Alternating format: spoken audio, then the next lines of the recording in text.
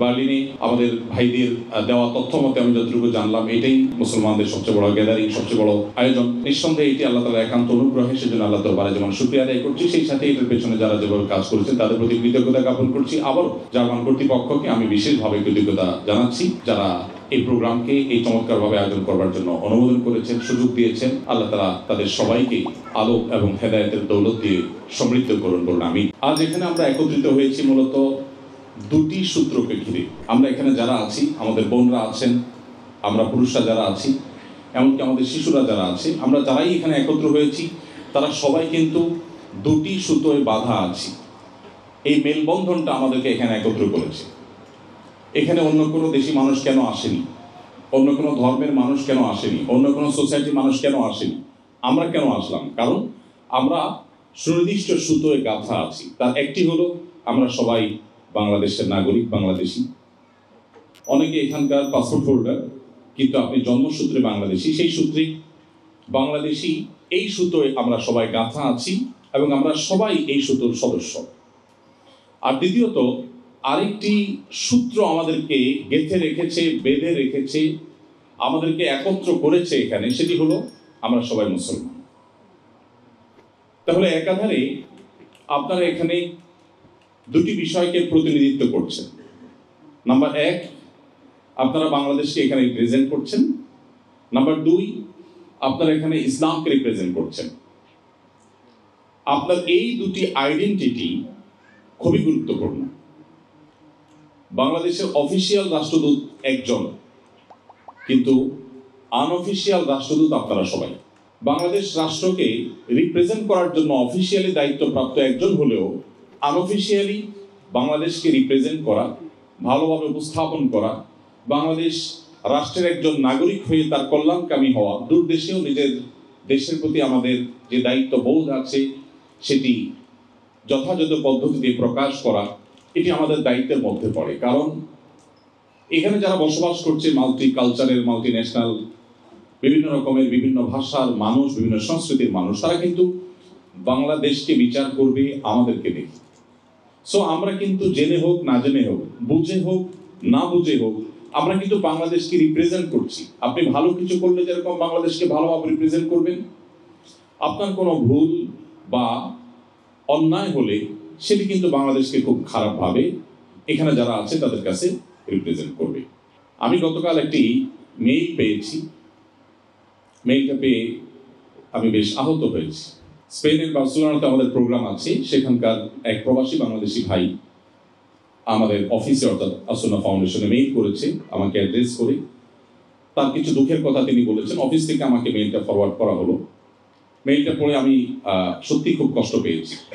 তিনি যেটা বোঝাতে চেয়েছেন, এখানে বাইতুল মোকাররমের খতিব সাহেব তার বক্তব্যে সে বিষয়টাকে ইঙ্গিত করেছেন যে আমাদের প্রবাসী বাংলাদেশিদের একটা সমস্যার জায়গা হলো যে আমরা অন্যান্য দেশিদের মতো এখানে মিলেমিশে থাকতে পারি না। আমাদের দেশের রাজনৈতিক যে বিভিন্ন দল আছে, সেই দলগুলোর শাখা খুলে নানাভাবে এখানে আমরা একে অন্যের বিরুদ্ধে লেগে যাই। আমরা নিজেরা মারামারি, হানাহানি, শত্রুতা বিদ্বেষে লেগে যাই, এবং যার ফলশ্রুতিতে আমাদের মান সম্মান নষ্ট হয়, ক্ষুণ্ণ হয়। তিনি স্পেসিফিকলি যে বিষয়টি বলছেন সেটা হলো যে অনেক ভাইরা আছেন এখানে যথেষ্ট রিচ, আল্লাহ তাআলা তাদেরকে সম্পদ দিয়েছেন, তারা ভালো ভালো ব্যবসা বাণিজ্য এখানে পরিচালনা করেন।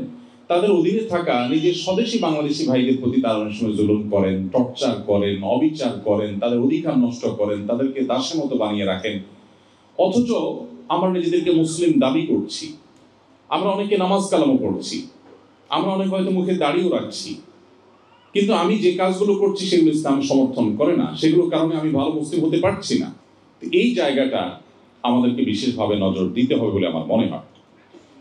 যে দুটি সূত্রে গাঁথা থাকার কারণে আমরা এখানে একত্র হয়েছি, যে দুটি সুতোয় আমাদেরকে এখানে একত্র করেছে, এনেছে, উপস্থিত করেছে, তার প্রথমটি কথা বলছিলাম যে আমরা বাংলাদেশের নাগরিক হিসাবে, বাংলাদেশের মানুষ হিসাবে, আপনি এই দেশের নাগরিকত্ব নিয়ে থাকলেও আপনি বাংলাদেশের জন্মসূত্রে নাগরিক বা জন্মসূত্রে আপনি বাংলাদেশি। সো সেই জায়গা থেকে আমাদের আচার আচরণ হতে হবে অত্যন্ত মার্জিত, অত্যন্ত দায়িত্বশীল।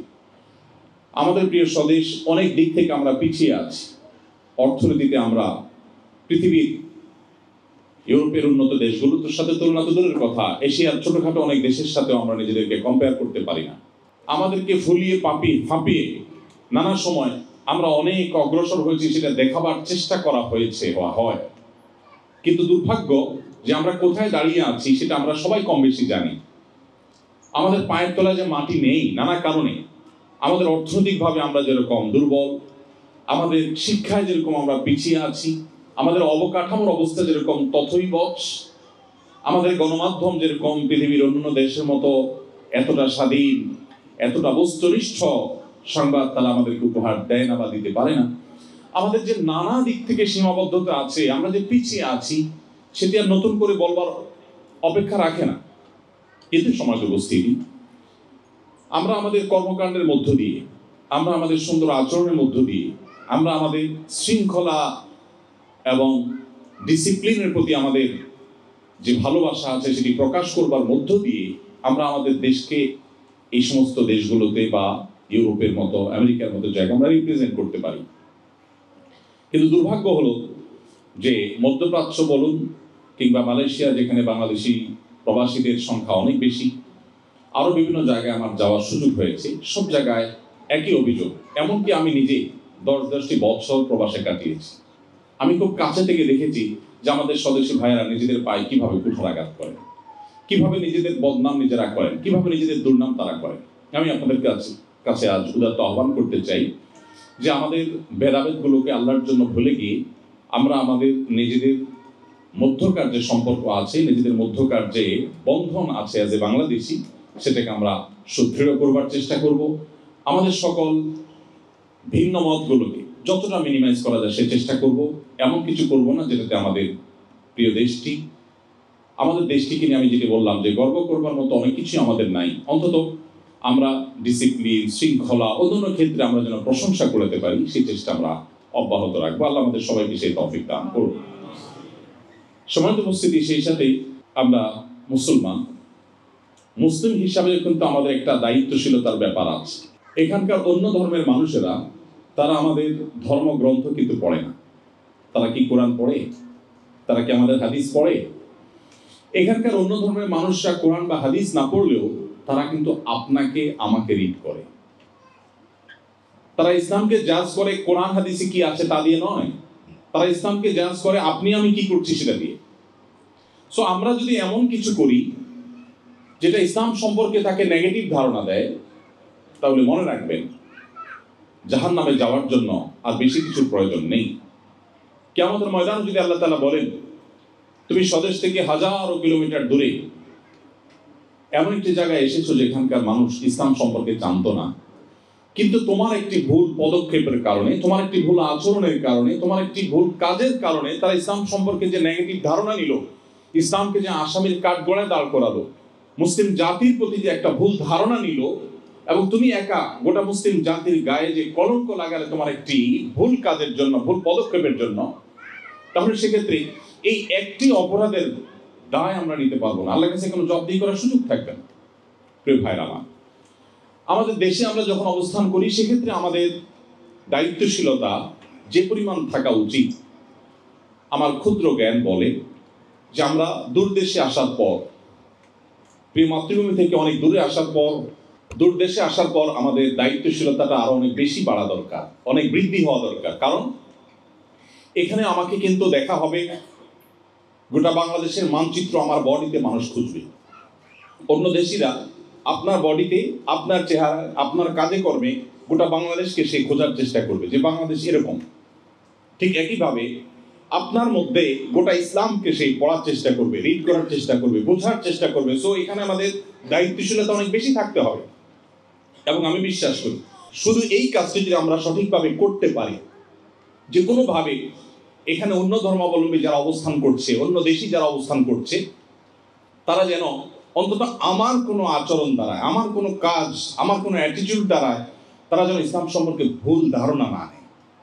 প্রিয় ভাইরা আমার, এই জায়গা থেকে আপনি কোনো অন্যায়, এখানকার যে প্রচলিত আইন বা বিশেষ করে তাদের যে শৃঙ্খলা, ডিসিপ্লিনের যে বিষয়গুলো আছে, এগুলো মেনটেন করার ক্ষেত্রে আপনাকে অন্য অনেকের চেয়ে প্রোঅ্যাক্টিভ হতে হবে। আপনি কোনো পাবলিক টয়লেটে কোনো বেশি আপনাকে অজু করতে হলো, অজু করার সময় আপনাকে মুসলমান হিসাবে পাও ধরতে হয়। পাও ধরতে করতে গিয়ে আপনি যদি বেশিনি পা তুলে উজু করেন, আশেপাশে মানুষ যেটা দেখতে অভ্যস্ত নয় তারা হয়তো খারাপ ধারণা করবে। অথবা আপনি পা ধুয়েছেন, ধোয়ার পর বা উজু করতে গিয়ে আপনার আশেপাশে পানি পড়েছে, পা তো আপনাকে ধুইতেই হবে। মোজার উপরে মাসে করার যে বিধিবিধান সেটার আওতায় যদি না পড়ে তাহলে পা তো আপনাকে ধুইতেই হবে। কিন্তু আপনার পা ধোয়ার জন্য এমন পলিসি বের করতে হবে যে দৃষ্টিকটু না হয় এবং ইসলাম বা মুসলমানদের সম্পর্কে ভুল ধারণা জন্ম না নেয়।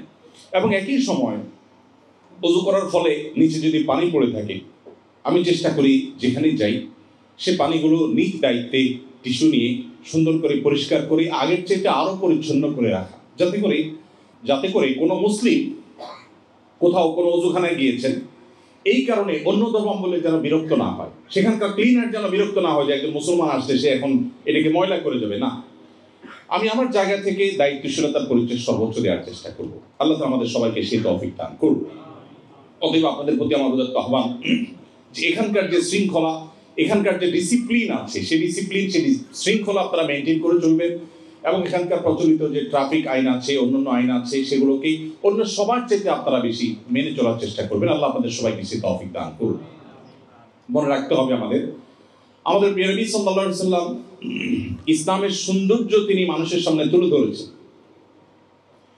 আপনি যদি নবী সাল্লাল্লাহু আলাইহি ওয়াসাল্লামের সিরাত অধ্যয়ন করেন, আপনি দেখবেন শুধুমাত্র তার চরিত্র মাধুর্য দেখে দলে দলে মানুষ ইসলামের ছায়া চলে এসেছে। শুধুমাত্র তার আচরণের সৌন্দর্য দেখে, তার আচরণের সৌরভ এটা পেয়ে মানুষ ইসলামে এসেছে। আজ দুর্ভাগ্য আমাদের যে আমরা ইবাদত সর্বস্ব ইসলাম বানিয়েছি, ইসলামকে শুধুমাত্র সীমাবদ্ধ করেছি নামাজ রোজার মধ্যে। আমাদের যে আচার আচরণ, আমাদের যে কাজ কাম, প্রত্যেকটা জায়গায় যে ইসলাম প্রস্ফুটিত হওয়ার ব্যাপার আছে, ইসলাম বিকশিত হওয়ার ব্যাপার আছে, ইসলামকে মানুষ, ইসলামের সৌন্দর্যকে মানুষ দেখবার ব্যাপার আছে, এই বিষয়গুলো আমরা কিন্তু জানি না। আমরা দেখি নবী সাল্লাল্লাহু আলাইহি ওয়াসাল্লাম হাদিসে আমাদেরকে বলা হয়েছে তাবাসসুমুকা ফি ওয়াজহি আলা ওয়াজহি আখিকা সাদাকা। তোমার কোনো মুসলিম ভাইয়ের সাথে সাক্ষাৎ হলে বা কারোর সাথে সাক্ষাৎ হলে তুমি হাসি মুখে কথা বললে আল্লাহর কাছে সাদাকার সওয়াব পাবে। আমরা দেখি অন্যান্য দেশিরা অমুসলিম হওয়া সত্ত্বেও তাদের মধ্যে এই কালচারটা বেশ ভালোই ডেভেলপ তারা করেছেন। তারা হাসি মুখে কথা বলেন, কারোর সাথে কথা বললে মুসলিম হিসেবে কথা বলেন। বাট আমরা অনেকেই গোমরা মুখে কথা বলি, খুব মরে থাকি। বিশেষ করে আল্লাহ সুবহানাহু ওয়া তাআলা কাউকে কোনো অবস্থান দিলে, অর্থ সম্পদ এই সমস্ত দিলে, তখন আমাদের অনেকেরই অবস্থা হয়ে যায় যে আমরা অহমিকা এবং অহংকার প্রদর্শন করতে থাকি। সময় তো বুঝছি, এই জায়গা থেকে আমরা আমাদের ইসলামের সৌন্দর্যকে, ইসলামের সামাজিক সৌন্দর্যকে তুলে ধরার জন্য আপনাদেরকে বিনীতভাবে আহ্বান করছি। ইসলামের সামাজিক সৌন্দর্য নিয়ে আমরা আজকে আলোচনা করবার মতো সুযোগ বা সময় আমার হাতে নেই। নিশ্চয়ই আপনারা ইসলামের অনেক সামাজিক সৌন্দর্যের বিষয়ে অবগত আছেন। একজন অমুসলিমও আমার খোঁজ খবরের আওতায় থাকবে, তাকেও আমি খোঁজ খবর নেব, তারও আমি সেবা করার চেষ্টা করব। শুধু অমুসলিম কেন, যে কোনো প্রাণীর প্রতি দয়া এবং মায়া করা ইসলাম আমাকে শিখিয়েছে, সেই জায়গা থেকে আমার সচেষ্ট থাকতে হবে। এক কথায় আমার সার্বিক কর্মকাণ্ডের মাধ্যমে ইসলামের সৌন্দর্যগুলো যেন ফুটে উঠে, এগুলো দেখে যেন মানুষ আগ্রহী হয়ে, কৌতূহলী হয়ে ইসলামকে রিড করতে চায়, কোরআন এবং হাদিসকে পড়তে চায়, যে ইসলামের সৌন্দর্য কি আছে। একজন মুসলিম যদি এত ভালো হয়, তাহলে কোরআন হাদিস না জানি আরো কত ভালো কিছু বলা আছে। তো সেই চেষ্টা আমরা করবো। আল্লাহ আমাদের সবাইকে সেই তৌফিক দান করুন। এরপরে যে পয়েন্টটি আমি আপনাদেরকে বলতে চাই তা হলো, আমাদের আত্মপরিচয় যেন আমরা ভুলে না যাই। এই বিষয়টি খুবই গুরুত্বপূর্ণ। আমরা অনেকে আছি যে হীনমন্যতায় ভোগী খুব বেশি। আমরা বাংলাদেশের মানুষ অনেক দিক থেকে আমরা পিছিয়ে আছি, যেটা আমিও বললাম। কিন্তু কিছু জায়গায় আমাদের কিন্তু ইউনিকনেস আছে, কিছু জায়গায় আমাদের গর্ব করবার মতো অনেক বিষয় আছে।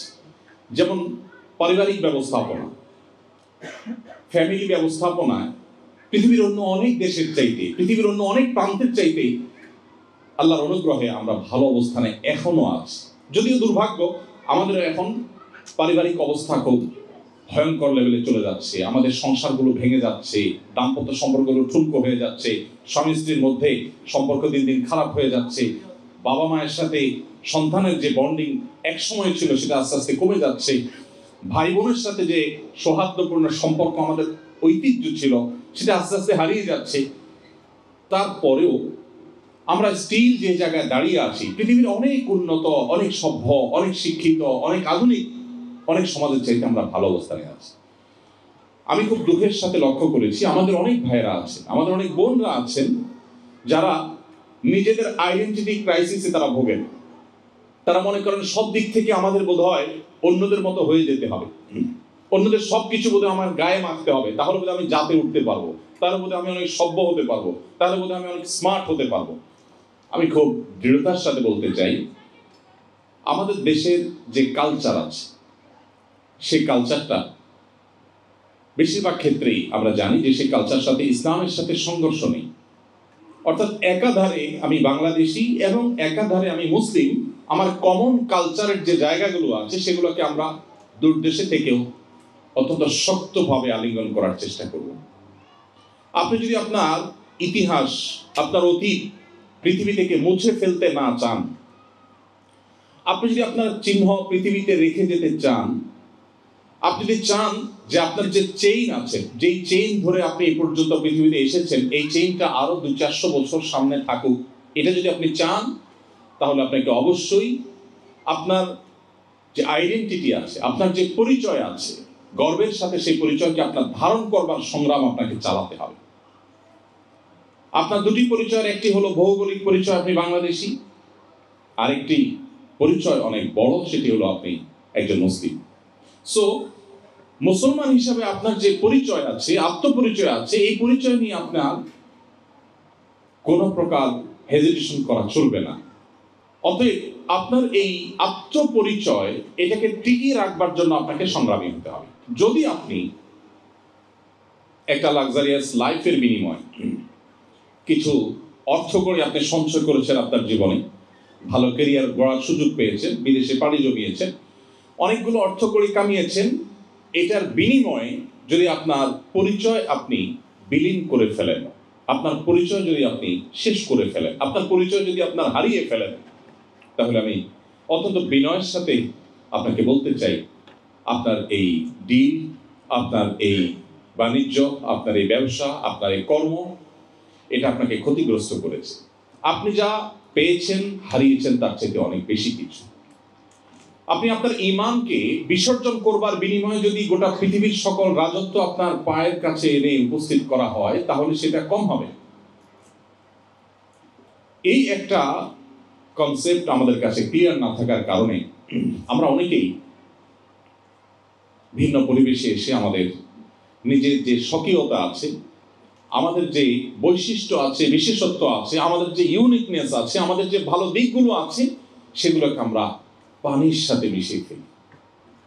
আমার যদি ক্ষমতা থাকতো, সামর্থ্য থাকতো, সুযোগ থাকতো, আমি আপনাদের একজন করে হাতে হাত রেখে, চোখে চোখ রেখে, আপনাকে বুকে জড়িয়ে ধরে আমি বিনয়ের সাথে বলতাম প্লিজ আপনি পৃথিবীর কোনো প্রলোভনে পড়ে আপনার পরিচয় কোনোভাবে ভুলবেন না। যদি আপনি ভুলে যান, তাহলে মনে রাখবেন ঈমানের যে ধারা আপনার দাদা আপনার বাবার কাছে রেখে গেছেন, আপনার বাবা আপনার কাছে রেখে গেছেন, আপনি আপনার সন্তানের কাছে এটা রেখে যেতে পারছেন কিনা, এই বিষয়ে যদি স্ট্রং উত্তর আপনার ভেতর থেকে না আসে, তাহলে আপনার আরেকবার ভাবতে হবে যে আপনি সঠিক পথে আছেন নাকি ভুল পথে আছেন। আপনার আত্মপরিচয় যদি চলে যায়, আর কিছু পয়সা করি বা একটা লাক্সারিয়াস লাইফ আপনি পেলেন, একটা ভিন্ন ভালো পরিচয় আপনি পেলেন যেটা নিয়ে অনেক প্রাউড করতে পারেন পৃথিবীতে, তাহলে আমি আবারও বলবো যে আপনি পৃথিবীর সবচেয়ে ক্ষতিগ্রস্ত মানুষগুলোর মধ্যে একজন হয়ে গেলেন। গ্রামে বসবাস করা সেই শিক্ষা বঞ্চিত অভাবী দরিদ্র মানুষ আপনার চাইতে অনেক বেশি রিচ, তিনি আপনার চাইতে অনেক বেশি সমৃদ্ধ, তিনি আপনার চাইতে অনেক বেশি ধনী, যিনি তার পরিচয়টাকে ধরে রাখতে পেরেছেন। মনে রাখবেন, ইট একটা নির্দিষ্ট সময় যখন ইটের ভাটায় পোড়ানো হয়, একটা বিশেষ প্রসেসের মধ্য দিয়ে যখন সে ইটে পরিণত হয়, তখন সেই ইট কিন্তু সমুদ্রের পানিতেও যদি শত শত বছর পড়ে থাকে, তারপরেও তার অস্তিত্ব কিন্তু হারায় না, তার অস্তিত্ব ইট হিসাবেই থাকে। এই জন্য তার মূল্য কিন্তু ইট হিসাবেই দেখে সমাজ বা মানুষ। চুলোর মাটি একইভাবে সেও আগুনে পড়ে, কিন্তু আগুনে পড়ে সে ইট হতে পারে না, যার ফলশ্রুতিতে 10 বছর 20 বছর মাটির চুলার মাটি আগুনে পড়ার পরও কিন্তু পানিতে তাকে ফেলে দেওয়া হলে হয়তো কয়েক ঘন্টার মধ্যে গলে পানির সাথে একাকার হয়ে যায়। এখানে ইট এবং চুলার মাটির পার্থক্য। আপনি কি চুলার মাটি হবেন নাকি ইট হবেন, ডিসিশন আপনাকে নিতে হবে। আপনার আত্মপরিচয় কি আপনি ভুলে যাবেন নাকি আত্মপরিচয় আপনি ধরে রাখবেন? আপনি নিজের স্বকীয়তায় ভাস্বর এবং উজ্জ্বল থাকবেন কি থাকবেন না, এই সিদ্ধান্ত আপনাকে এখনই নিতে হবে। আমি বিনয়ের সাথে আপনাদেরকে বলতে চাই যে মুসলমান পৃথিবীর যেখানেই যাবে তার পরিচয় সে ভুলবে না, তার মিশন সে ভুলবে না, তার ভিশন সে ভুলবে না, তার লক্ষ্য থেকে সে বিচ্যুত হবে না। আমি সেজন্য আপনাদের সবাইকে আবার উদাত্ত আহ্বান করছি যে আমরা আমাদের নিজেদের পরিচয় এবং আইডেন্টিটি যেন ঠিক থাকে সেভাবে আমরা নিজেদেরকে গড়ে তোলার চেষ্টা করবো ইনশাআল্লাহ।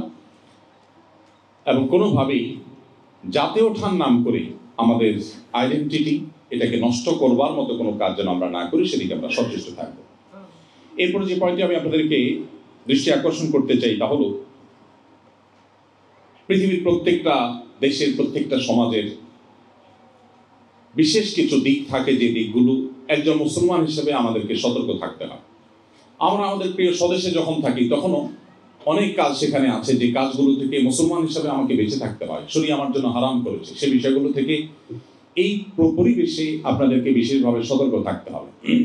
আপনার যে সমস্ত অপরাধগুলো, যে সমস্ত গুনাহগুলো এখানে অহরহ হয়ে থাকে বা গুনাহগুলো করবার জন্য হাতছানি আপনাকে দিয়ে সবসময় ডাকছে, সেই গুনাহগুলো থেকে বাঁচার জন্য আপনাকে বিশেষভাবে সংগ্রাম চালাতে হবে, বিশেষভাবে বেঁচে থাকার চেষ্টা করতে হবে।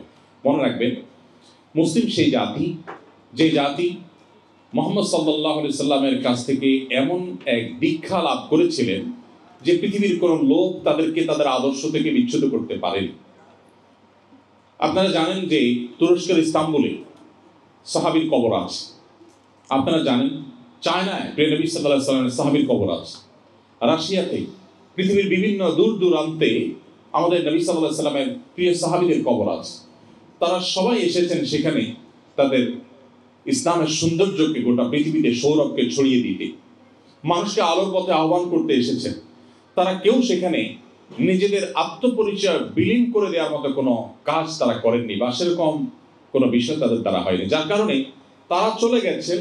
তাদের আদর্শ বুক উঁচু করে, মাথা উঁচু করে পৃথিবীতে এখনো টিকে আছে, ১৫০০ বছর পর্যন্ত টিকে আছে। আমি সেজন্য আবারও বলতে চাই, আপনি যদি হারিয়ে যেতে না চান পৃথিবী থেকে, তাহলে আপনার আত্মপরিচয়কে টিকিয়ে রাখার সংগ্রামে আপনি আপোষহীন থাকতে হবে।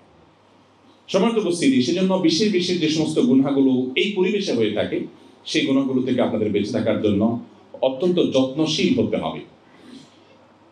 আরেকটি বিষয় আপনাদের আমি দৃষ্টি আকর্ষণ করতে চাই, তা হলো আপনারা সবাই জানেন প্রত্যেকটা সমাজের ভালো এবং মন্দ দিক আছে।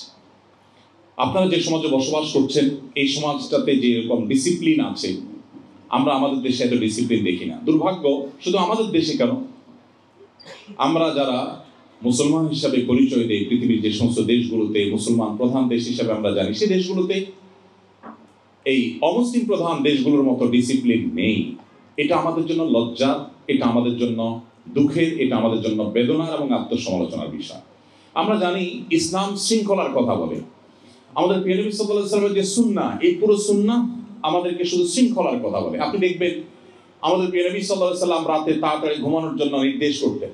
আমাদের দেশে ইসলাম প্রচারের নামে রাত ১০টা, ১১টা, ১২টায় দূর দূরান্তে মাইক লাগিয়ে ওয়াজ মাহফিল করা হয়। আমি ব্যক্তিগতভাবে বিনয়ের সাথে ওয়াজ মাহফিলে যেই মাঝে মধ্যে আমাকেও করতে হয়, কিন্তু এর বিরুদ্ধে আমি সোচ্চার যে আমার প্রিয় নবী সাল্লাল্লাহু আলাইহি ওয়াসাল্লাম এভাবে করতে বলেননি। তিনি রাতে তাড়াতাড়ি ঘুমোতে বলেছেন। তার সেই লাইফস্টাইল আপনারা এখানে দেখতে পাচ্ছেন। এখানে মানুষ তাড়াতাড়ি ঘুমিয়ে যায়। শুধু এখানে কেন, আপনি অমুসলিম প্রধান বিভিন্ন দেশে যান, আপনি আমেরিকাতে চলে যান, তাদের অনেক জিনিস আছে যেটা নিয়ে আপনি সমালোচনা করতে পারেন, কিন্তু তাদের সমাজে আপনি দেখবেন মানুষ তাড়াতাড়ি রাতে ঘুমিয়ে যায়। তারা ভোরে উঠে কাজ শুরু করে, এরা ভোরে উঠে কাজ শুরু করে, ফজরের সময় রাস্তায় সিগনালে গাড়ি সিরিয়াল পড়ে যায়। অথচ এই দৃশ্যটা দেখার কথা ছিল মুসলমানদের মধ্যে। দুর্ভাগ্য আমাদের যে আমাদের সমাজে, মুসলমানদের সমাজে, আপনি মিডল ইস্টে যদি চলে যান, মিডল ইস্টের প্রত্যেকটা দেশে আপনি দেখবেন রাত ১০টা, ১১টার পরে রাত শুরু হয়, আর সকালে ফজরের পরে তাদের ঘুম শুরু হয়। আপনারা অনেকেই জানেন। তো নবী করিম সাল্লাল্লাহু আলাইহি ওয়াসাল্লামের অনেক সুন্নাহ এখানে আছে। এটি অমুসলিম সমাজ থাকা সত্ত্বেও, অমুসলিম প্রধান সমাজ থাকা সত্ত্বেও এখানে মুসলমান কম, ইসলাম অনেক ক্ষেত্রে সমাজে অনেক বেশি। মুসলমানের সংখ্যা কম, বাট ইসলামের সৌন্দর্যগুলো এখানে অনেক বেশি। তারা যে জেনে সেটাকে অনুসরণ করছে আমি তা বলছি না, হয়তো তারা জানেও না, কিন্তু তারা যখন নবী সাল্লাল্লাহু আলাইহি ওয়াসাল্লামের সেই সুন্নাহকে ফলো করছে তারা কিন্তু তারা সুফল পাচ্ছে। আমি যে বার্লিনে দাঁড়িয়ে কথা বলছি, সে বার্লিনে এখানকার যে টেকনিশিয়ান আপনার মিউজিয়াম আছে সেটা দেখার সুযোগ আমার হয়েছে, আরও কিছু জায়গা আমি দেখেছি। আর এর আগেও আমি জানতাম, আপনারাও নিশ্চয়ই জানেন, যে পৃথিবীতে প্রোডাক্টের কোয়ালিটিতে কাস্টমারের যে স্যাটিসফ্যাকশন, এই জায়গাটাতে পৃথিবীতে বারবার এই দেশটি অর্থাৎ জার্মানি চ্যাম্পিয়ন হয়েছে। অর্থাৎ গোটা বিশ্বের ভোক্তারা তাদের দেয়া ভোটে এদেরকে শ্রেষ্ঠ বলে বহুবার স্বীকার করে নিয়েছে যে তাদের কোয়ালিটি সবচেয়ে ভালো। এই যে তাদের ব্র্যান্ডের যে ইমেজ, এই যে তাদের সুখ্যাতি, এটা যে তারা অর্জন করতে পেরেছে, অথচ আমরা মুসলমানরা সেটা করতে পারতাম, বা অন্য দেশে মানুষও সেটা করতে পারতো, এদের এটা ভালো। নবী করিম সাল্লাল্লাহু আলাইহি ওয়াসাল্লাম বলেছেন, ইন্নাল্লাহা ইউহিব্বু ইযা আমিলা আহাদুকুম আমালান ইউতকিনুহু। প্রিয় নবী সাল্লাল্লাহু আলাইহি ওয়াসাল্লাম বলেছেন যে আল্লাহ তাআলা খুব পছন্দ করেন বান্দা যখন কোনো কাজ করলে সেটা যখন সবচেয়ে ভালোভাবে করে।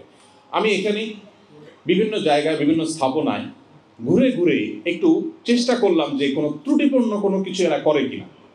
আমি অবাক হয়েছি এবং সারপ্রাইজড হয়েছি যে ওয়াশরুমের কবজা থেকে নিয়ে, সিটকানি থেকে নিয়ে, লক থেকে নিয়ে প্রত্যেকটা জিনিস তারা যেটা করে সেটা সবচেয়ে ভালোভাবে করে। যে প্রোডাক্টটা তারা তৈরি করে সবচেয়ে সুন্দরভাবে করে, সবচেয়ে মজবুতভাবে করে। তারা ওই সস্তার চায়না মাল তৈরি করে না। এই কারণে তাদের যে ব্র্যান্ড ভ্যালু দাঁড়িয়েছে, এই জায়গাটাতে ইসলাম আমাকে আসতে বলেছে, এটা অলরেডি এখানে আছে। অতএব এই সমাজের এই ভালো জিনিসগুলো আপনি পিক করতে কোনো অসুবিধা নেই, যদিও আপনার এখান থেকে পিক করারও প্রয়োজন নেই। আপনাকে ইসলামই বলেছে আপনার কোয়ালিটি এনশিওর করতে। যে কোনো কাজ আপনি করবেন সেটা সবচেয়ে ভালোভাবে করবেন। আপনার দায়িত্ব, আপনার কর্তব্য, আপনার পেশাগত কাজ সবচেয়ে সুন্দরভাবে সম্পাদনা করবেন, আপনি আল্লাহর কাছে সবচেয়ে প্রিয় পাত্র হবেন। অতএব ইসলামটাকে আমাদের এখানে নতুন করে বোঝার সুযোগ হয়েছে। আমরা কোরআন এবং হাদিসে যে কথাগুলো বলা আছে তার অনেকগুলোর ইমপ্লিমেন্টেশন, অনেকগুলোর বাস্তবায়ন, অনেকগুলোর প্রয়োগ এখানে আমরা দেখতে পাচ্ছি। এই যে তারা কোরআন হাদিসের সেই ইমপ্লিমেন্ট এখানে করছে, জেনে হোক না জেনে হোক, বুঝে হোক না বুঝে হোক, তার সুফল তারা পাচ্ছে। সো একজন মুসলমান হিসাবে এই সমাজের ভালো জিনিসগুলো আমাদেরকে গ্রহণ করতে হবে। আমি মাঝে মধ্যে টোকিওতে যাওয়া হয়, জাপানে প্রবাসী বাংলাদেশি ভাইদের সাথে কিছু সময় কাটাবার সুযোগ হয়। আমি প্রায় সময় আমার সহকর্মীদেরকে বলি, বাসায় পরিবারকে বলি যে আমি দেশে ফেরবার পর আমি ফিল করি যে আমার মধ্যে বেশ কিছুটা পরিবর্তন কিছুদিনের জন্য থাকে। সেটা হলো যে আপনারা জানেন জাপানিরা খুবই সভ্য, খুবই ভদ্র, তারা বিশেষ করে কারোর জন্য ডিস্টার্ব না হয় ব্যাপারগুলোতে তারা খুবই কনসার্ন। পৃথিবীর অন্যান্য উন্নত দেশগুলো, বিশেষ করে জাপানের মানুষের এই সৌন্দর্যটা অনেক বেশি। তারা কথা বললেও মনে হয় ফিসফিস করে কথা বলে, পাবলিক প্লেসে কথা বলার তো প্রশ্নই ওঠে না, সবাই হেডফোন ব্যবহার করে, কেউ কাউকে কোনোভাবে ডিস্টার্ব করে না। তো ওখান থেকে আসার পর বেশ কিছুদিন তাদের সাথে থাকতে থাকতে আমার মনে হয় যে কোরআন হাদিসে একই কথা বলা থাকলেও ওইটার বাস্তব প্রয়োগ দেখার ফলে মানুষ হিসাবে আমার মধ্যে সেটা প্রভাব পড়ে, এবং আমি দেশে আসার পরে কথা বলতে একটু জোরে বলছি কিনা, আশপাশে কারো ডিস্টার্ব হচ্ছে কিনা, খুব বেশি মনোযোগ অটোমেটিক চলে আসে। আপনারা যারা এখানে বসবাস করছেন, এখানকার যে সামাজিক সৌন্দর্য আছে, এদের যে ভালো ভালো গুণ আছে, সেগুলোকে আপনারা অবশ্যই গ্রহণ করবেন এবং সেগুলো দিয়ে আপনারা সাজাবেন নিজেদেরকে। সেই সাথে প্রত্যেকটা সমাজেরই ভালো এবং মন্দ দুই দিকই আছে। কোনো সমাজই পরিপূর্ণভাবে ভালো হয় না, সেটা মুসলমানদের সমাজেও সব কিছু যে ভালো আছে মানুষের মধ্যে তা কিন্তু নয়। সো এখানকার খারাপ জিনিসগুলো যেন আমরা পিক না করি। এখানকার যে জিনিসগুলো শরিয়ার সাথে সাংঘর্ষিক, কোরআন সুন্নাহর সাথে সাংঘর্ষিক, আপনার ওই যে মুসলিম আইডেন্টিটিকে যেটা নষ্ট করতে পারে, সেই জিনিসগুলো অনুগ্রহ করে আমরা কোনো অবস্থায় যেন পিক না করি। আল্লাহ আমাদের সেই তৌফিক দান করুন। সম্মানিত ভাইরা, এরপরে আমি হালাল উপার্জন নিয়ে একটু কথা বলতে চাই। আপনারা অনেকে আছেন যে অনেক মসজিদ মাদ্রাসা আপনারা করেছেন, অনেক দান সাদেক আপনারা করেন, কিন্তু হালাল উপার্জনের পরে আমরা অনেকেই খুব বেশি সিরিয়াস না। অথচ হালাল উপার্জনটা আমাদের নাজাত এবং মুক্তির পূর্ব শর্ত। আমি জানি অনেকে সম্পদের পাহাড় গড়েছেন কিন্তু হালাল হারাম বাজ বিচার করেন নাই, এখনো অনেক কিছু করছেন যেটা আপনি খেয়াল করছেন না। আমাদেরকে মনে রাখতে হবে, কোরআনে কারিমে আল্লাহ তাআলা তার নবী রাসূলদেরকে অ্যাড্রেস করে বলেছেন, ইয়া আইয়ুহার রাসূলু কুলু মিনাত তাইয়্যিবাতি ওয়া আমালুস সালিহাত।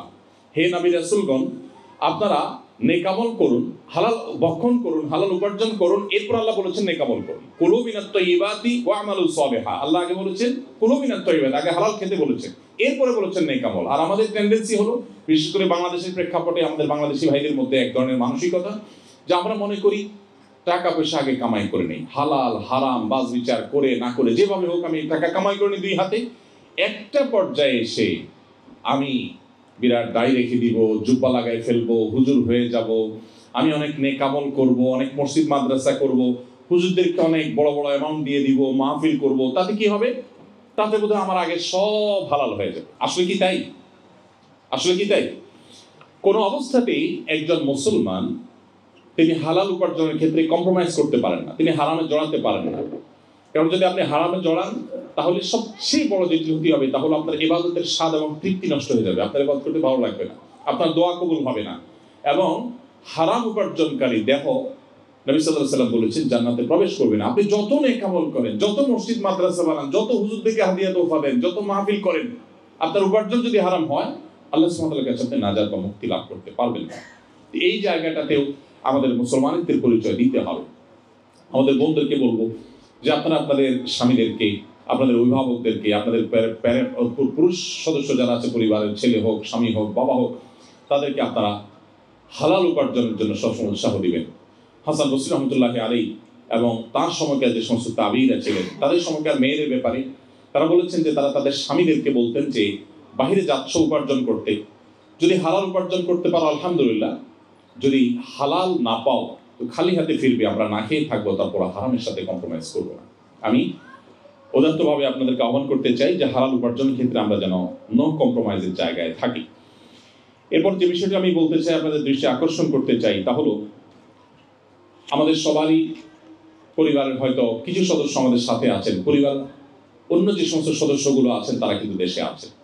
অতএব আমরা যেন আমাদের পরিবারের সদস্যদের সাথে ভালো সম্পর্ক রাখি। পরিবারের যে মানুষদের সাথে বন্ধন, এটা মুসলমানদের মধ্যে তুলনামূলকভাবে পৃথিবীর অন্য যে কোনো জাতির চেয়ে ভালো আলহামদুলিল্লাহ। অবশ্য সাবকন্টিনেন্টে শুধু মুসলমান কেন, আমাদের দেশের হিন্দু ভাইদের মধ্যেও এই জিনিসটা অনেক ভালো, পারিবারিক বন্ধন অনেক স্ট্রং। আমি আপনাদেরকে বলতে চাই যে অনেকে আছেন প্রবাসে আসার পর একটা সময়ে পরিবারের লোকদের প্রতি বিরক্ত হয়। অবশ্য বিরক্ত হওয়ার যথেষ্ট কারণ আছে, কারণ দেশে থাকা আত্মীয় স্বজনের বেশিরভাগই প্রবাসীদেরকে শুধু টাকার মেশিন হিসাবে ট্রিট করেন, জাস্ট টাকার মেশিন।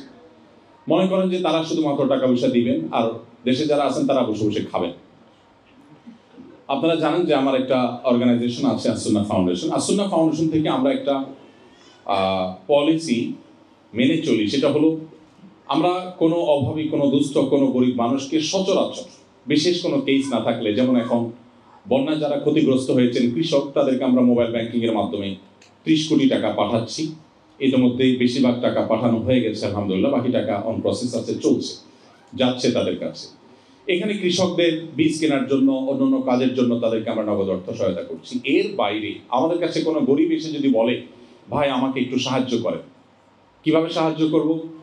আপনার ফাউন্ডেশন থেকে আমাকে 20,000 টাকা দেন, আমি একটা ব্যবসা করব। আমরা বলি না, টাকা দিয়ে ব্যবসা হয় না, ব্যবসার জন্য আইডিয়া দরকার হয়, পরিশ্রম দরকার হয়। সো তাকে আমরা অফার করি যে আমাদের আসুন্নাহ স্কিল ডেভেলপমেন্ট ইনস্টিটিউট আছে, আপনি সেখানে ভর্তি হন। সেখানে আপনি যে পর্যায়ের হন, মহিলাদের জন্য আলাদা, মেয়েদের জন্য স্মার্ট টেইলারিং এবং ব্লক বাটিকের ট্রেনিং এর আমাদের সেকশন আছে, সেখানে মেয়েরা ট্রেনিং নিচ্ছে। ট্রেনিং এর পর তাদের পিছনে এক একজন বোনদের পিছনে, এক একজন মহিলার পিছনে আমরা 1 লক্ষ টাকা প্রায় খরচ করি। ট্রেনিং এর পর তাদেরকে 100% থাকা খাওয়া ফ্রি করি। একটা নামমাত্র টোকেন মানি নেওয়া হয় শুধু তার সিরিয়াসনেসের জন্য, আর সম্পূর্ণ টাকা ফ্রি তাকে দিয়ে ট্রেনিং করার পর তাকে বাসায় কাজ করবার উপযোগিতা তৈরি করবার জন্য যা যা লাগে, মেশিন থেকে নিয়ে, সুতা থেকে নিয়ে, কেচি থেকে নিয়ে সব কিছু কিনে আমরা তাকে দিয়ে দিই। এবং তৈরি করার পর তিনি বাসায় গিয়ে প্রোডাক্ট তৈরি করার পর ওই প্রোডাক্টগুলো আমি আমার ফেস ভ্যালু দিয়ে সেল করে দেওয়ার চেষ্টা করি। আমাদের বিভিন্ন প্রোগ্রামে, বিভিন্ন ইভেন্টে আমরা তাদের স্টল করে দিই, তারা তাদের মালগুলো বিক্রি করে তারা টাকা নিয়ে যান। এভাবে আমাদের বোনদেরকে আমরা স্বাবলম্বী করার চেষ্টা করি। পুরুষ কেউ যদি অভাবী আসে, আমরা বলি তুমি যদি অশিক্ষিত হও, স্বল্প শিক্ষিত হও, তুমি আমাদের ড্রাইভিং স্কুলে ভর্তি হয়ে যাও। তোমার যদি আগ্রহ থাকে সেক্ষেত্রে আমার সে প্রশিক্ষণ আছে, সেখানে ভর্তি হয়ে যাও। তুমি যদি এইচএসসি কমপ্লিট করে থাকো তাহলে আমাদের কম্পিউটার বিভিন্ন কোর্স আছে, স্মল বিজনেস ম্যানেজমেন্ট কোর্স আছে, অফিস ম্যানেজমেন্ট কোর্স আছে, অ্যাকাউন্টিং এর উপরে কোর্স আছে, সেগুলো করো। তুমি যদি গ্রাজুয়েশন করা থাকো তাহলে সেক্ষেত্রে আমাদের ওয়েব ডেভেলপমেন্ট কোর্স আছে, সেগুলো করো। ট্রেনিংয়ের পর 100% এই মানুষগুলোকে আমরা চাকরি দেওয়ার চেষ্টা করি। আমার এই এক্সপিরিয়েন্স আপনাদের সাথে শেয়ারের জন্য করছি। আপনারা প্রবাসী হিসাবে আমি জানি আপনাদের দিকে দেশে শত শত মানুষ তাকিয়ে আছে, পুরো গ্রামের মানুষ তাকিয়ে আছে, শুধু আত্মীয় স্বজন। কেউ ডিমান্ড করছে একটা মোবাইল, কেউ ডিমান্ড করছে যে আপনি তাকে একটা বাইক কিনে দিবেন, কেউ হয়তো ডিমান্ড করছে তাকে আপনি কিছু ক্যাশ টাকা দিবেন। আমি আপনাদেরকে অনুরোধ করবো যে প্রবাসী হিসাবে আমাদের এই প্যারাটা নিতে হয়, কিন্তু এটার কারণে আমরা অনেকে বিরক্ত হয়ে আত্মীয় স্বজনের সাথে সম্পর্ক ছিন্ন করে দিই। আমি আপনাদেরকে বলতে চাই যে আপনারা এই জায়গাটাতে একজন মুসলমান হিসাবে আত্মীয় স্বজনের সাথে সুসম্পর্ক বজায় রাখার ক্ষেত্রে আপনাদেরকে নো কম্প্রোমাইজের লেভেলে যেতে হবে। কোনোভাবে আত্মীয় স্বজনের সম্পর্ক নষ্ট করা যাবে না। অনেক বোন আছে যারা স্বামীদেরকে তাদের ভাই বোনদের সাথে সুসম্পর্ক বজায় রাখার ক্ষেত্রে বাধা সৃষ্টি করে বা অ্যাটলিস্ট মন খারাপ করেন যে এত কেন। আবার পুরুষদের অনেকে আছেন যে নিজের বাপ ভাই তাদেরকে নিয়ে যত টেনশন করেন, চিন্তা করেন, শ্বশুর ভাইয়ের যারা আছেন, স্ত্রীর দিককার যারা আছেন তাদের দিকে ততটুকু খেয়াল করেন। এখানে ব্যালেন্স করতে হবে। তবে আত্মীয় স্বজনের সাথে সুসম্পর্ক বজায় রাখা এটা আমাদের পার্ট অফ ইবাদাহ, এটা আমাদের ইসলামের পার্ট, এটা আমাদের ইবাদতের পার্ট। এই জায়গাটাতে কিন্তু পৃথিবীর অন্য সব জাতি থেকে আমরা আলাদা। এই জায়গাটা থেকে অন্য সবার থেকে আমরা অনেক উচ্চতায় আছি, আমাদের ইউনিকনেস অনেক বেশি। নবী সাল্লাল্লাহু আলাইহি ওয়াসাল্লাম বলেছেন যে মান সাল্লাহু আন ইউবসাতা লাহু ফি রিজকিহি আও ইউনসা লাহু ফি আথারিহি ফালইয়াসিল রাহিমা। যে ব্যক্তি তার রিজিকের বৃদ্ধি চায়, যে ব্যক্তি তার হায়াতে বরকত চায়, সে যেন তার আত্মীয়তার সম্পর্ককে রক্ষা করে চলে, সম্পর্কগুলো ছিন্ন না করে। আমি ফাউন্ডেশনের বিষয়টা এই জন্য এনেছি যে আপনারা অনেকে আছেন আত্মীয় স্বজনের টাকা পয়সা চাওয়ার কারণে বিরক্ত হয়ে যান। আমরা আপনাদেরকে বলবো যে আপনারা চাইলে ফাউন্ডেশনের প্রশিক্ষণের মধ্য দিয়ে তাদেরকে আপনি স্বাবলম্বী করতে পারেন। আমরা ফাউন্ডেশন থেকে স্বাবলম্বীকরণ প্রকল্প হিসেবে আরেকটা কাজ করে থাকি, যেটা 2024-এর স্বাবলম্বীকরণ প্রকল্প আমাদের ইতিমধ্যে ক্লোজ হয়েছে। সারা দেশের প্রত্যেকটা জেলা থেকে আবেদন করবার অবারিত সুযোগ থাকে। সেখান থেকে আমরা প্রতি বছর 2 থেকে 2,500 ফ্যামিলিকে স্বাবলম্বী করে থাকি। যিনি গরু কিনে দিলে স্বাবলম্বী হবেন বলে মনে হয় আমাদের কাছে, তখন তাকে আমরা একটা গরু কিনে দিই। যার মনে হয় যে তাকে আমি কোনো একটা মেশিন কিনে দিলে তিনি স্বাবলম্বী হবেন, তখন সেটা কিনে দিই। আত্মীয় স্বজনের মধ্যে অনেকে আছেন যাদেরকে আপনাদের হেল্প করার সুযোগ আছে। আল্লাহ সুবহানাহু কাছে শুকরিয়া আদায় করতে হবে যে আল্লাহ আপনাকে এই সুযোগ দিয়েছেন। আপনি যদি এই সুযোগ না পেতেন, উন্নত দেশে না আসতেন, কিছু উপার্জন করতে না পারতেন, তাহলে সেক্ষেত্রে আপনাকে হয়তো অন্য কারোর কাছে ধর্ণা দিতে হতো, হাত পাততে হতো। সো বিরক্ত না হয়ে আমাদেরকে এখানে ধৈর্য ধারণ করতে হবে এবং নিজের দেশে থাকা রক্ত সম্পর্কে আত্মীয়দেরকে ভুললে চলবে না। এই জায়গাটাতে আমাদের খুব ভালো করে মনোযোগী হতে হবে।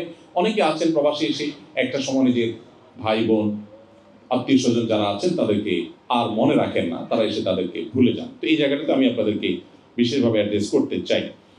আমি আমাদের মায়েদেরকে একটু অ্যাড্রেস করে বলতে চাই, বোনদেরকে অ্যাড্রেস করে বলতে চাই যে আপনাদের দায়িত্ব অনেক বড়।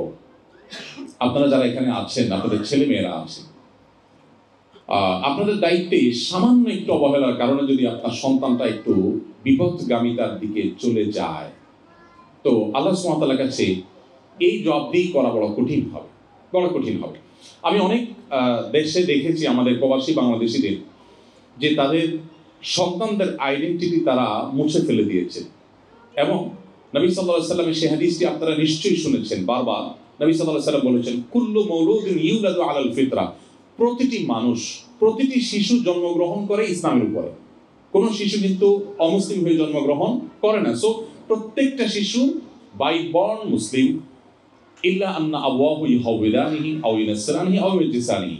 তবে তার বাবা মা, শিশু যদি কখনো বিপদগামী হয়, ইসলাম থেকে বিচ্যুত হয়ে যায়, তার জন্য পরিপূর্ণ দায় বেশিরভাগ ক্ষেত্রে বাবা মায়ের।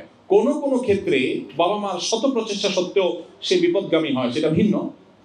তবে বেশিরভাগ ক্ষেত্রেই বাবা মার দায়িত্বশীলতার অভাবে, তাদের ভুল সিদ্ধান্তের কারণে, ভুল পদক্ষেপের কারণে তাদের সন্তানরা বিপদগামী হয়। সো মায়েদেরকে বলতে চাই, আপনার সন্তানের মধ্যে ঈমানের বীজ বপন করা, তার মধ্যে ইসলাম সম্পূর্ণরূপে তার মধ্যে ধীরে ধীরে গড়ে তোলা, ইসলামের মধ্য দিয়ে তাকে বড় করা, এটা আপনাদের অনেক বড় একটা দায়িত্ব।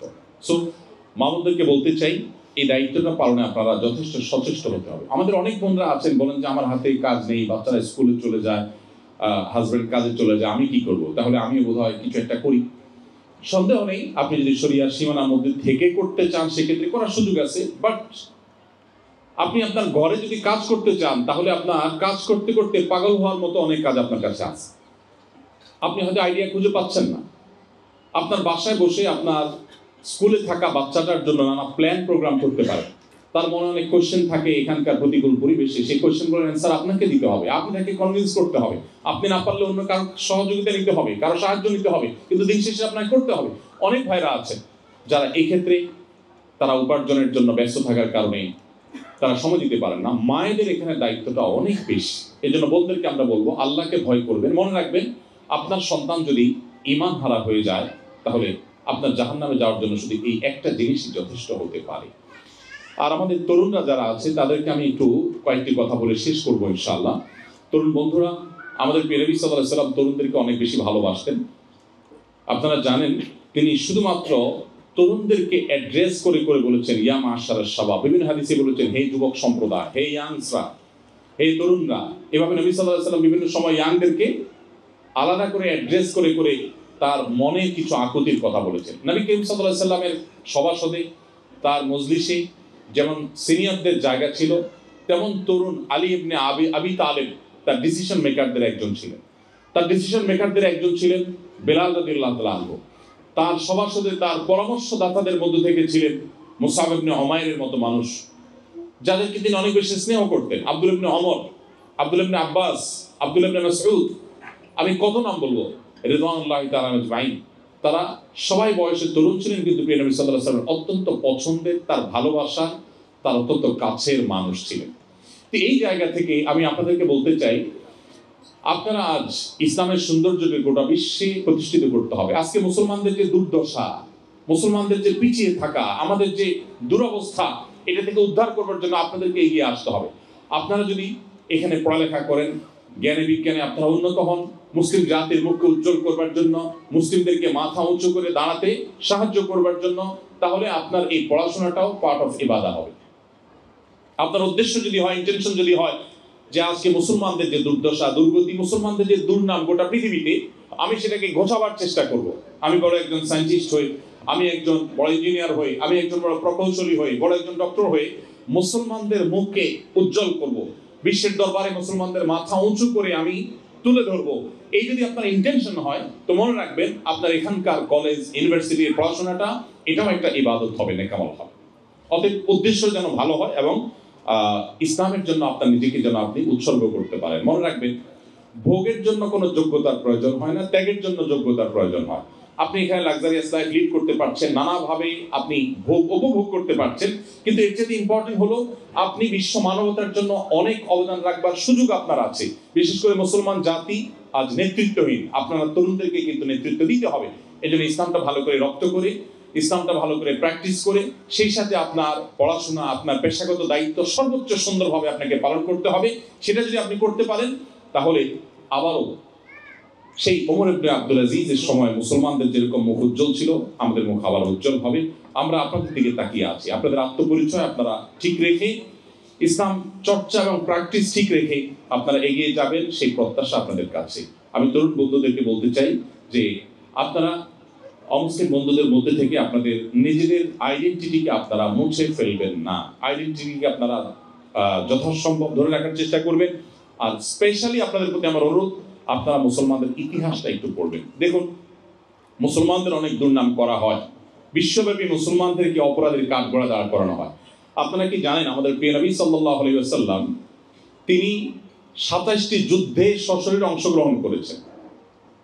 তার যে মিশন ইসলাম, এটা পৃথিবীতে স্টাবলিশ করার জন্য, প্রতিষ্ঠিত করবার জন্য যে 27টি যুদ্ধে তাকে সশরীরে অংশগ্রহণ করতে হয়েছে, সেই 27টি যুদ্ধে সাকুল্যে যত মানুষ মারা গেছে তাদের ফিগারটা হলো অনলি 1016 জন। 1016 জন মানুষ মারা গেছে তার 27টি যুদ্ধে। গোটা দেশ, গোটা বিশ্বে ইসলাম প্রতিষ্ঠিত হয়েছে মাত্র তার জন্য মূল্য দিতে হয়েছে 1016 জন মানুষের জীবনকে। এর মধ্যে 600 জন তাদের প্রতিশ্রুতি ভঙ্গের দায়ে তারা দণ্ডিত হয়ে মৃত্যুদণ্ড পেয়েছে, সেটা বাদ দিলে আর শুধুমাত্র 400 জন মানুষ যারা যুদ্ধে মারা গেছে। 27টি যুদ্ধে মাত্র 400 জন। আজকাল তো একটা ইউনিয়ন দখল নিয়ে যখন যুদ্ধ হয় বা মারামারি হয়, রাজনৈতিক কোন দলের আমাদের দেশে, কত 400 মারা যায়। আমাদের দেশের প্রেক্ষিতে বাংলা একটা কথা আছে, মাছের মায়ের পুত্র শোক নেই।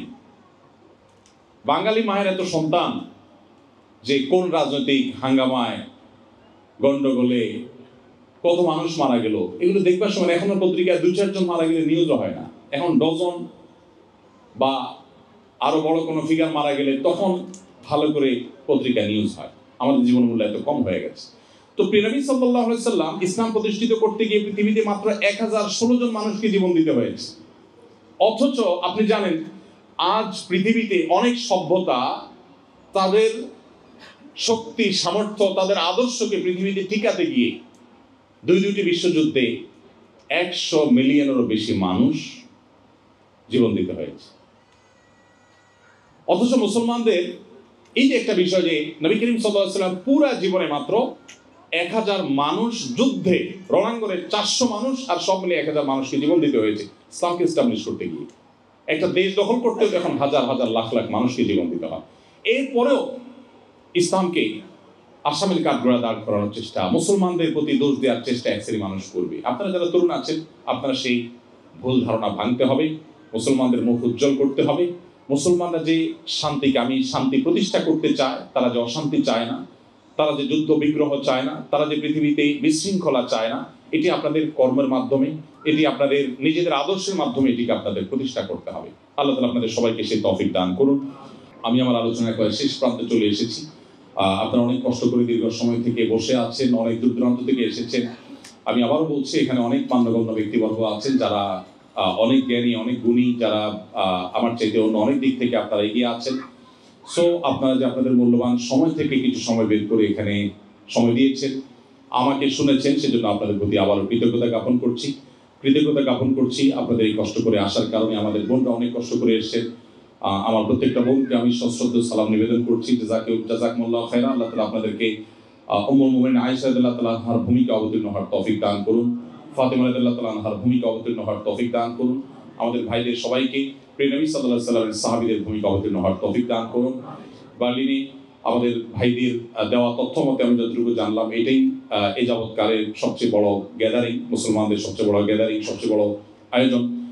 এত বেশি মানুষের সমাবেশ বা এত বেশি মানুষের মিট ইতিমধ্যে একসাথে বোধহয় হয়নি আগে। তো নিঃসন্দেহে এটি আল্লাহ তাআলার একান্ত অনুগ্রহে, সেজন্য আল্লাহ দরবারে যেমন শুকরিয়া আদায় করছি, সেই সাথে এটার পেছনে যারা যেভাবে কাজ করেছেন তাদের প্রতি কৃতজ্ঞতা জ্ঞাপন করছি। আবার জার্মান কর্তৃপক্ষকে আমি বিশেষভাবে কৃতজ্ঞতা জানাচ্ছি, যারা এই প্রোগ্রামকে এই চমৎকারভাবে আয়োজন করবার জন্য অনুমোদন করেছেন, সুযোগ দিয়েছেন। আল্লাহ তাআলা তাদের সবাইকে আলোক এবং হেদায়েতের দৌলত দিয়ে সমৃদ্ধ করুন বলুন আমিন। এবং আমরা এখানে যেভাবে একত্রিত হয়েছি সবাই, আল্লাহ তাআলা আমাদের সবাইকে ঠিক একইভাবে জান্নাতুল ফেরদাউসে একত্র হওয়ার তৌফিক দান করুন। আমাদের জীবনটা বরফের মতো গলে যাচ্ছে। আপনি কি ইউরোপে আছেন না আফ্রিকায়, আপনি কি এশিয়ায় আছেন নাকি আমেরিকায়, এটা দেখার বিষয় না। আপনার জীবন ঠিকই গলে যাবে। আপনি দেশে থাকলেও আপনার বয়সটা আস্তে আস্তে সে সবে বরফের মতো গলে যাবে, এখানে থাকলেও গলে যাবে। অতএব কি নিয়ে যাচ্ছেন, আপনার এই যে জীবনটা গলে যাচ্ছে, এর বিনিময়ে আপনার আমলনামাতে কি প্লাস হচ্ছে, সেই হিসেবটা আমাদের প্রতিদিন, প্রতি রাত, প্রতি ক্ষণে, প্রতি মুহূর্তে মেলানো দরকার।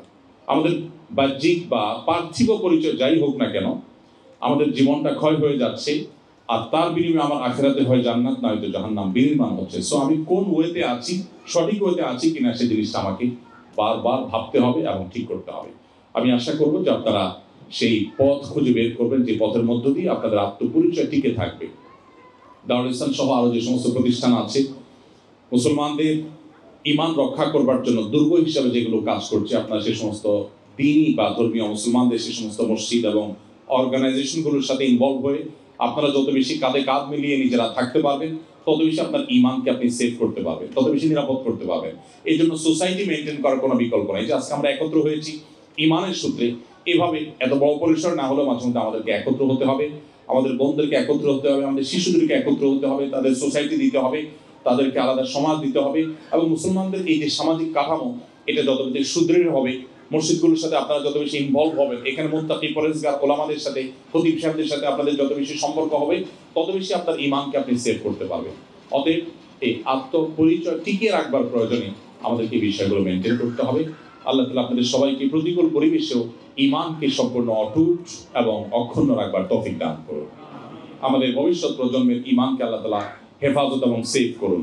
আমাদের আত্মপরিচয় যেন আমরা টিকিয়ে রাখতে পারি, মুসলমান হিসাবে আমাদের মাথা যেন উঁচু করে আমরা দাঁড়াতে পারি, এবং এই দেশ আমাদেরকে অনেক কিছু দিয়েছে, সেই জায়গা থেকে কৃতজ্ঞতা বোধের জায়গা থেকে এখানকার শৃঙ্খলা অন্যান্য বিষয়গুলো মেনটেন করে আমরা যেন এজ এ বাংলাদেশি আমাদের মুখ উজ্জ্বল করতে পারি, মুসলমান হিসাবে আমাদের যেন মুখ উজ্জ্বল করতে পারি, সেই তৌফিক আল্লাহ তাআলা আমাদের সবাইকে দান করুন। জাযাকুমুল্লাহ খাইর।